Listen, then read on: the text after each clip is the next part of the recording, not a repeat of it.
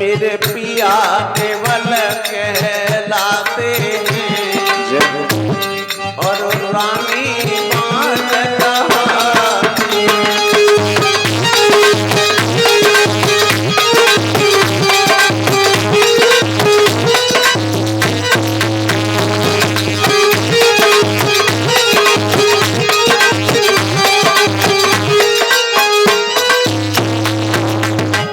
जवाब दिया है महाराज, कोई आपको कमजोर बताता है, कोई मुझे बांझ बताता है। धन दौलत की तो हमारे घर में कोई कमी नहीं है। आप जाकर के अच्छे गुरुओं से परामर्श लो, सलाह लो, कुछ भगवान की भक्ति करो। हो सकता है कि ईश्वर की कुछ कृपा हो जाए और हमारे घर में एक संतान की प्राप्ति हो। उसी समय दुखी हैं राजा हरिश्चंद्र, और जब दुखी हैं तो एक दिन मन में एक बात आई राजा हरिश्चंद्र के। गुरुओं के समीप बैठ करके ये कहा, हे गुरुदेव, हमारे घर में एक पुत्र पैदा हो जाता, चाहे वो 4 दिन के बाद मर जाता, तो हमारे घर से ये दाग छूट जाता कि राजा के घर में किसी संतान ने जन्म नहीं लिया। जवाब दिया है गुरु वशिष्ठ ने, एक काम करो, आप अपने घर में एक विशाल यज्ञ रचाओ और सभी ऋषियों को बुलाओ और उन्हें भोजन कराओ और फिर उनसे आशीर्वाद लो। ऋषि लोगों के आशीर्वाद से, पूजा पाठी व्यक्तियों के आशीर्वाद से, भगवान के भक्तों से जो वरदान प्राप्त होता है, आशीर्वाद मिलता है, वो पूर्ण हो जाता है। आज ऋषियों को बुलाने के बाद अपने घर में एक विशाल यज्ञ रचाया, और जैसे यज्ञ रचाया तो यज्ञ जैसे ही प्रारंभ हुआ, उस यज्ञ से वरुणदेव एक खीर का कटोरा लेकर प्रकट हुए और बोले, हरिश्चंद्र, क्या कह रहे थे तुम कि मेरे घर में एक पुत्र पैदा हो जाए, चाहे वो 4 दिन के बाद ही मर जाए? बोले हाँ। तो ठीक है, इस खीर को आप अपनी पत्नी को खिला दो। इस खीर के द्वारा तुम्हारे घर में एक पुत्र की प्राप्ति होगी, लेकिन एक बात का ध्यान रखना। क्या? 8 दिन के बाद हम तुम्हारे पुत्र को वापस ले लेंगे और तुम्हारे घर में यज्ञ कराएंगे और उस यज्ञशाला में तुम्हारे पुत्र को चढ़ा देंगे। जवाब दिया, ठीक है महाराज। इतनी बात तो कह दी, लेकिन जैसे ही वो खीर खाई, भगवान की विधि का विधान, और 9 महीना के बाद उनके घर में एक पुत्र का जन्म हुआ। लेकिन माताएं, बहनें, भाइयों, क्षमा करना, दुख की एक रात 1 महीना की तरह कटती है और सुख का 1 महीना 1 दिन की तरह चला जाता है, पता ही नहीं पड़ता। घर में पुत्र पैदा हो गया और इतनी खुशी मनाई कि पता ही नहीं चला कि 8 दिन कब बीत गए। 8 दिन के बाद वरुणदेव आ गए और बोले, हरिश्चंद्र, अब यज्ञ करा लो और तुम्हारे पुत्र को यज्ञशाला में चढ़ा देंगे। जैसे श्रोताओं हरिश्चंद्र से ये बात कही तो हरिश्चंद्र बोले, स्वामी जी, 8 दिन और रुक जाओ। वरुणदेव चले गए। 8 दिन के बाद वो फिर आ गए, बोले, अब तो यज्ञ करा लो। बोले, स्वामी जी, 8 दिन और रुक जाओ, अभी तो खुशी मना रहे हैं। वो चले गए। 8 दिन के बाद फिर आ गए, बोले, अब तो यज्ञ करा लो। बोले, स्वामी जी, मेरे बालक के दांत जमे, अभी तो ही कर दियो। अब वो समय भी पता नहीं चला, वो समय भी यूं ही गुजर गया और जैसे ही दांत जमे वो फिर आ गए। बोले, अब तो यज्ञ करा लो। बोले, स्वामी जी, 8 दिन और रुक जाओ। वरुणदेव कहने लगे, मैं समझ गया, तू 1 नंबर का झूठा है, तू मेरे से 8 बार झूठ बोला। बोले, स्वामी जी, 8 दिन और रुक जाओ, अब के आके कर दियो। वरुणदेव चले गए और 8 दिन यूं ही बीत गए। हरिश्चंद्र ने सोचा कि अब के आए वो तो मानेंगे नहीं, मैंने पहले ही वचन दे दिया है। उन्होंने विश्वामित्र के भांजे को 100 गाय दे करके अपने घर से और छोटे से बालक को खरीद लिया।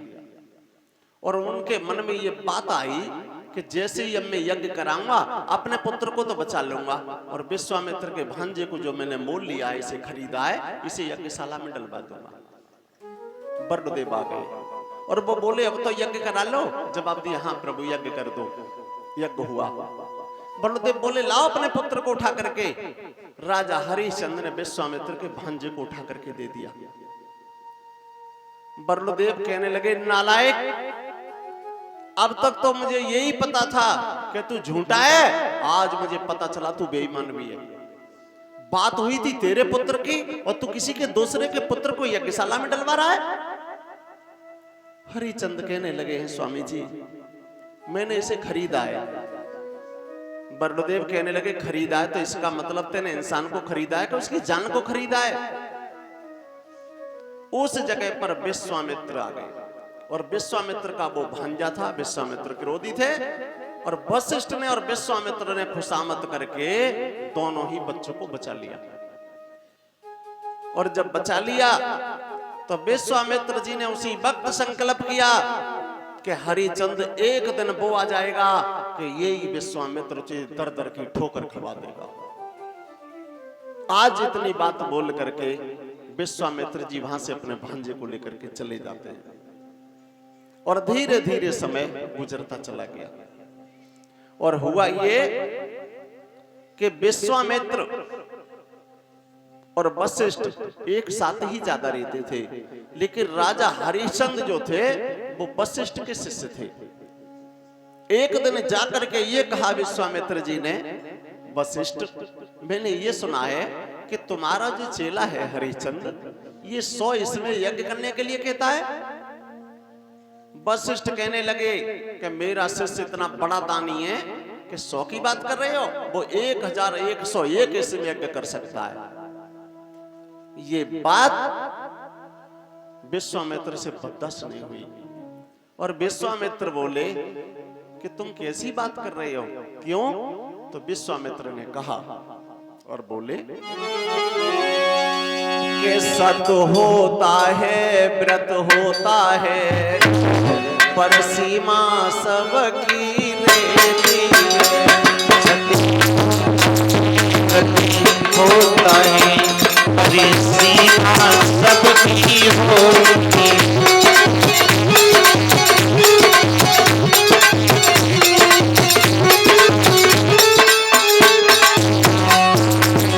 जवाब दिया है विश्वामित्र ने वशिष्ठ से और कहा सुनो, जय हो।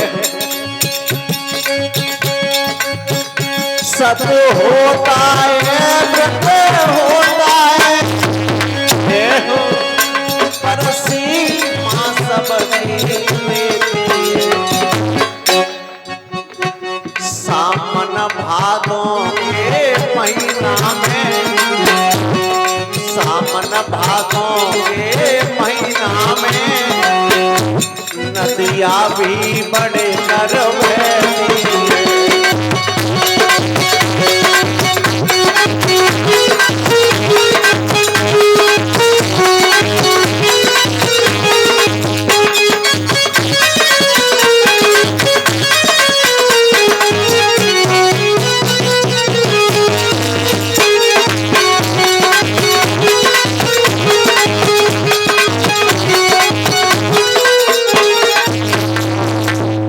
जवाब दिया है विश्वामित्र जी ने वशिष्ठ, अरे सावन भादों के महीना में नदी भी बढ़ करके चलती है।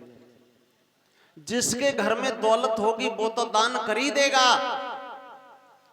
मैं दानी उसे समझता हूं कि जिसे 26 दिन तक अन्न नहीं मिला हो और उसके बाद में दान करे।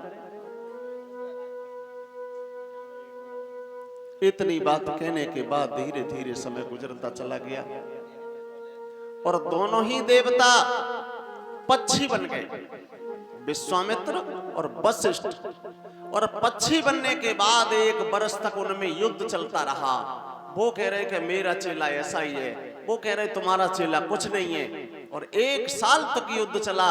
ये फैसला कुछ क्लियर नहीं हुआ कि हरिचंद दानी है या नहीं। 1 वर्ष बीतने के बाद विश्वामित्र जी के मन में एक बात आई कि अब हमें इन्हें धर्म से डिगाना ही होगा। और उसी क्षण व्यास के पुत्र श्री सुखदेव जी ने कहा कि हे राजन परीक्षित, विश्वामित्र जी ने कहा काम करो कि सूअर का रूप धारण किया। और सूअर का रूप धारण करके विश्वामित्र चले और राजा हरिश्चंद्र के बगीचा में प्रवेश कर गए। और बगीचा को जाकर के पूरी तरीका से उजाड़ डाला। और जब उजाड़ दिया तो हाथ में लाठी लेकर के माली उस सूअर को मारने के लिए भाग खड़ा हुआ। विश्वामित्र जी ने माली को पैर में काट करके घायल कर दिया। और विश्वामित्र एक वृक्ष के नीचे जाकर के लेट गए।